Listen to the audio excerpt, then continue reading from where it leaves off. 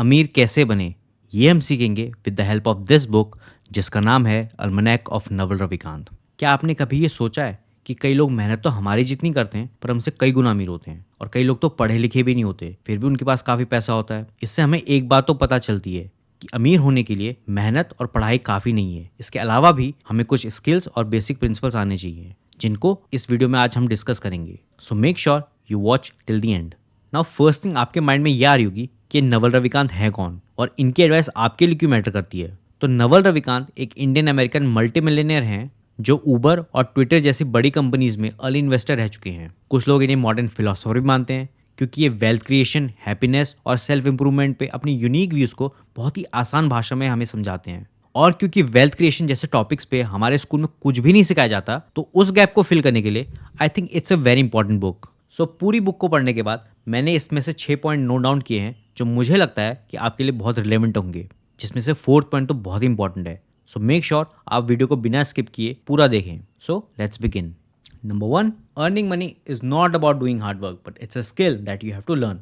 नवल कहते हैं कि सबसे पहले तो हमें अपना माइंडसेट चेंज करना है, क्योंकि ज़्यादा लोगों को ये लगता है कि अमीर होने का बस एक ही तरीका है, वो है मेहनत करना। अब ये ठीक है, लेकिन पूरी तरीके से ठीक नहीं है, क्योंकि अगर ये सच होता तो 10 से 12 घंटे काम करने वाले लेबर्स दुनिया में सबसे ज़्यादा अमीर होते, पर ऐसा होता नहीं है। नवल सजेस्ट करते हैं कि हमें कुछ बेसिक प्रिंसिपल्स और कुछ स्किल्स आने चाहिए जिन्हें हम आगे के पॉइंट में डिस्कस करेंगे। Number 2, seek wealth not money और स्टेटस। नवल कहते हैं कि हमें वेल्थ के पीछे जाना है, ना कि मनी या फिर स्टेटस के। अब वेल्थ क्या होती है? वेल्थ वो एसेट्स हैं जो जब आप काम ना भी कर रहे हो तब भी आपके लिए पैसे बना के दे रहे होते हैं, जैसे कि स्टॉक्स, गोल्ड या फिर रियल स्टेट। और इन सब में आपको इनिशियली इन्वेस्ट करना है, और हिस्टोरिकली ये देखा गया है कि ये लॉन्ग टर्म में आपको अच्छी खासी वेल्थ जनरेट करके देते हैं। इनके अलावा भी अगर आप एक कंटेंट क्रिएटर हो तो आपके लिए आपकी वीडियोस वेल्थ है, अगर आप एक राइटर हो तो आपके लिए आपकी बुक्स वेल्थ है। इन सब में बस आपको इनिशियली इन्वेस्ट करना है और ये लॉन्ग टर्म में आपको अच्छा खासा रिटर्न देती हैं। एंड दैट्स वाई नवल हमें वेल्थ के पीछे जाने के लिए कहते हैं बाय क्रिएटिंग एसेट्स जो हमें लॉन्ग टर्म में अच्छे खासे रिटर्न दें। बट इसी लाइन में नवल पैसे के पीछे जाने के लिए मना करते हैं। यहाँ पैसे का बेसिकली मतलब पैसे कमाने के उन तरीकों से है जहाँ पे हम कितना कमा रहे हैं ये डिपेंड करता है कि हम कितने घंटे काम कर रहे हैं। फॉर एग्जाम्पल, अगर कोई लेबर दिन में 8 घंटे काम नहीं करेगा तो ठेकेदार उसे दिन की दिहाड़ी नहीं देगा। तो यहाँ पे वो कितना कमा रहा है ये डिपेंड कर रहा है कि वो कितने घंटे काम कर रहा है। नवल का ये मानना है कि ऐसा कोई भी काम जहाँ पे आपका आउटपुट यानी आपकी इनकम बढ़ी हो आपके इनपुट से, यानी आप कितने घंटे काम कर रहे हो, ऐसे काम करके आप कभी भी अमीर नहीं हो पाओगे। क्योंकि जब आप छुट्टी पे हो तब आप नहीं कमा रहे हो, जब आप रिटायर हो गए तब आप नहीं कमा रहे हो। आप कितना कमा रहे हो ये डिपेंड कर रहा है कि आप कितने घंटे काम कर रहे हो। तो दैट इज वाई नवल ऐसे कामों को अवॉइड करने की सलाह देते हैं। अब बात करते हैं स्टेटस की। स्टेटस का बेसिकली मतलब है आपकी सोसाइटी में ranking, number 1, number 2, number 3, number 4। और ये रैंकिंग डिसाइड होती है अपने पावर या फिर पैसे का शो ऑफ करके। कुछ लोग अपने आप को बड़ा स्टेटस वाला दिखाने के लिए कई महंगी चीजें खरीदते हैं जस्ट टू सिग्नल अदर्स कि हमारे पास पैसा है। बट नवल इसे अवॉइड करने की सलाह देते हैं। क्यों? क्योंकि बेसिकली आप कर क्या रहे हो, आप अपने को दूसरों से कंपेयर कर रहे हो। बट नवल कहते हैं कि अगर आप हमेशा एक दूसरों से अपने आप को कंपेयर करते रहोगे तो आप हमेशा ही अनसेटिस्फाई और दुखी रहोगे, क्योंकि सोसाइटी में कोई ना कोई आपसे आगे होगा ही। सो बेटर है कि इसे अवॉइड करो। Number 3, build something knew that society needs. Naval का ये मानना है कि अगर आपको अमीर होना है तो आपको कुछ एक ऐसा प्रोडक्ट बनाना पड़ेगा जो सोसाइटी चाहती हो पर उसे अभी तक ये नहीं पता हो कि वहां तक पहुंचा कैसे जाए। फॉर एग्जाम्पल, स्टीव जॉब्स को पता था कि सोसाइटी को कुछ एक ऐसा डिवाइस चाहिए जो कंप्यूटर का भी काम कर ले, जो टेलीफोन का भी काम कर ले, जो कैमरा का भी काम कर ले और इजी टू यूज हो। तो उन्होंने आईफोन बना दिया, और देखो आज आईफोन कहाँ है। I think Apple is one of the few companies जिसकी वैल्यूएशन ट्रिलियन डॉलर्स है। I mean trillion dollars. Bharat की जीडीपी 4 ट्रिलियन डॉलर की है। Number 4, arm yourself with specific knowledge, accountability and leverage. ये सबसे इंपॉर्टेंट पॉइंट है, सो इसे ध्यान से सुनना। स्पेसिफिक नॉलेज वो नॉलेज होती है जो हम अपने क्यूरियोसिटी और पैशन को फॉलो करने से सीखते हैं, और क्योंकि यह हम अपने यूनिक एक्सपीरियंसेस से सीखते हैं, इसे ना ही कोई कॉपी कर सकता है और ना ही इसे कोई किसी क्लासरूम में सिखा सकता है। और अगर आप इसमें एक्सेल करते हो तो आप इररिप्लेसेबल हो जाओगे, और अगर आपको कोई किसी काम में रिप्लेस नहीं कर सकता तो आपको आपके स्किल्स के लिए मुंहमांगी कीमत मिलती है। फॉर एग्जाम्पल, AR रहमान जो म्यूजिक में अपने यूनिक फ्लेवर्स डालते हैं वो उनकी स्पेसिफिक नॉलेज है। सचिन तेंदुलकर का यूनिक बैटिंग स्टाइल उनकी स्पेसिफिक नॉलेज है। हॉलीवुड डायरेक्टर क्रिस्टोफर नोलन जिस तरीके से प्रैक्टिकल इफेक्ट्स का यूज करके अपनी फिल्मों को डायरेक्ट करते हैं वो उनकी स्पेसिफिक नॉलेज है। इन सब में बस एक बात कॉमन है, ये स्किल्स उन्होंने अपने पैशन और क्यूरियोसिटी को फॉलो करने से सीखे हैं, जिसने उन्हें काफी पैसा कमा के दिया है। तो हम ये कह सकते हैं कि आपकी स्पेसिफिक नॉलेज एक यूनिक रेसिपी की तरह है, जिसमें आपके स्किल्स और यूनिक एक्सपीरियंसेस शामिल हैं जो आपको औरों से बिल्कुल ही अलग और वैल्यूएबल पर्सन बनाती है। अब $1 मिलियन क्वेश्चन तो ये है कि अपनी स्पेसिफिक नॉलेज को फाइंड आउट कैसे करें। इसके लिए नवल सजेस्ट करते हैं कि आप खुद से कुछ सवाल पूछो। पहला ये कि वो क्या काम थे जो आप बचपन में करना पसंद करते थे और जिसके लिए आपके आसपास के लोग आपकी बड़ी तारीफ किया करते थे, और दूसरा ये वो कौन से काम है जिन्हें आज भी आप अपने फ्री टाइम में करना पसंद करते हो। अगर आप खुद से ये 2 सवाल पूछोगे तो आई एम श्योर आपको आपकी स्पेसिफिक नॉलेज जरूर मिल जाएगी।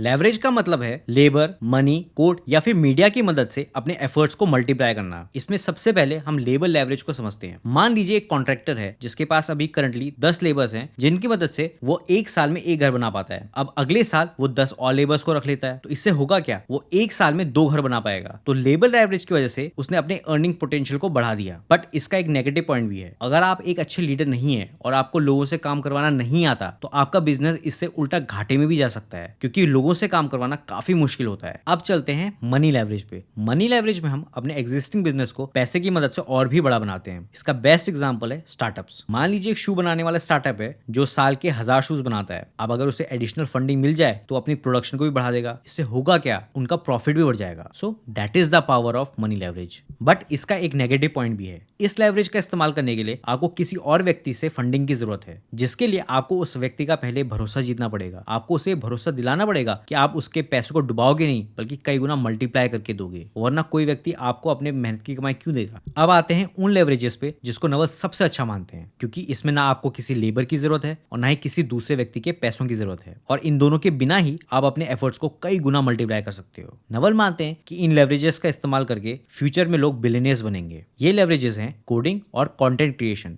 जिसमें आप अपनी क्रिएटिविटी का यूज करके काफी पैसा बना सकते हो। नवल इस बुक में जो रोगन का भी मेंशन करते हैं, जो दुनिया के सबसे बड़े पॉडकास्टर हैं, जो अपने पॉडकास्ट की मदद से मिलियंस ऑफ डॉलर्स कमाते हैं। सिमिलरली नवल कोडिंग को भी एक बहुत बड़ा लेवरेज मानते हैं, और रिसेंट पास्ट में भी देखा जाए तो चाहे वो बिल गेट्स हो चाहे वो स्टीव जॉब्स हो, दोनों के बिलियनियर्स बनने के पीछे कोडिंग का बहुत बड़ा हाथ था। अब आते हैं अकाउंटेबिलिटी पे। अकाउंटेबिलिटी का बेसिकली मतलब है आप अपने एक्शंस के लिए रिस्पॉन्सिबल रहो, जब आपको सक्सेस मिले तब भी और जब आप फेल होते हो तब भी। अब आप पूछोगे इससे क्या होगा, तो नवल मानते हैं कि अकाउंटेबिलिटी आपको अमीर बनने में बहुत हेल्प करती है, क्योंकि अगर आप अकाउंटेबल नहीं हो तो कोई भी इन्वेस्टर आप पे ट्रस्ट नहीं करेगा, और अगर कोई इन्वेस्टर आप पे ट्रस्ट नहीं करता तो आपको फंडिंग नहीं देगा। अगर आपको फंडिंग नहीं देगा तो आपके पास लेवरेज नहीं होगी, और बिना लेवरेज के आप अमीर कभी बन ही नहीं सकते। अब आप पूछ सकते हैं कि अकाउंटेबल रहने के लिए हम क्या कर सकते हैं, तो नवल सजेस्ट करते हैं कि आप बिजनेस के रिस्क को अपने नाम के अंडर लो, क्योंकि सोसाइटी ऐसे व्यक्तियों को बहुत रिवॉर्ड करती है, और करंटली दुनिया के सबसे अमीर आदमी इलॉन मस्क इसके बहुत बड़े एग्जाम्पल हैं।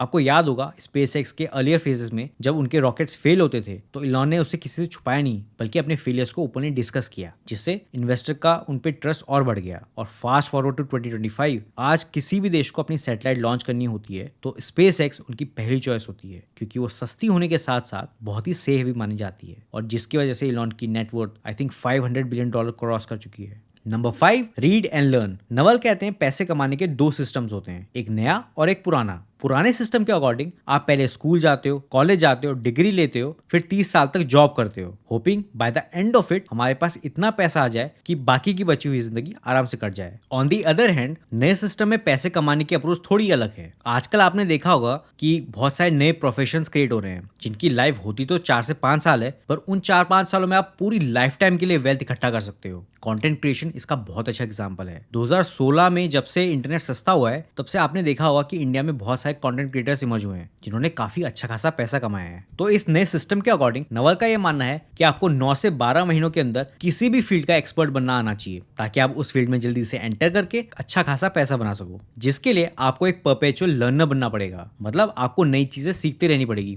नए स्किल सीखते रहने पड़ेंगे, जिसके लिए बुक्स बेस्ट हैं, क्योंकि बुक आपको दुनिया के किसी भी एक्सपर्ट के सालों के एक्सपीरियंस को 200 से 300 पन्ने में सिखा देती है। अगर आपको अपने कम्युनिकेशन स्किल अच्छे करने हैं तो आप how to win and influence people पढ़ सकते हो। अगर आपको कंसंट्रेशन सुधारना है तो आप डीप वर्क पढ़ सकते हो, और अगर आपको ये सीखना है कि सीखते कैसे हैं तो आप लर्निंग हाउ टू लर्न पढ़ सकते हो। ये सब बुक्स आपको बहुत ही कम कीमत में किसी एक्सपर्ट के नॉलेज का एक्सेस दे देती हैं, जो कि अगर आपको खुद से सीखना पड़े तो उसमें कई साल लग जाएंगे। अब आपके मन में ये सवाल होगा कि पढ़ें क्या, तो Naval microeconomics, game theory, psychology, persuasion, ethics, mathematics और कंप्यूटर साइंस जैसे सब्जेक्ट्स को पढ़ने की सलाह देते हैं। और लास्ट पॉइंट है wait for compounding to do its magic. Compounding के प्रिंसिपल को समझने के लिए मैं आपको एक छोटा सा एग्जांपल देता हूं। मान लीजिए मेरे पास एक ऐसी पावर है जिससे मैं आपकी एक विश पूरी कर सकता हूं। मैं आपको 2 चॉइसेस दूंगा जिसमें से आपको एक चुननी है। पहली है कि मैं आपको इसी मोमेंट 1 करोड़ रुपए दे दूं, या फिर दूसरी, मैं आपको अभी केवल 1 रुपया दूं जो अगले 1 महीने तक हर दिन दोगुना होगा, तो आप क्या चुनोगे? अगर आपने 1 रुपया चुना है तो congrats, by the end of 31 days आपके पास 100 करोड़ रुपए होंगे। So that is the power of compounding. चीजें शुरुआत में बहुत छोटी लग सकती हैं, बट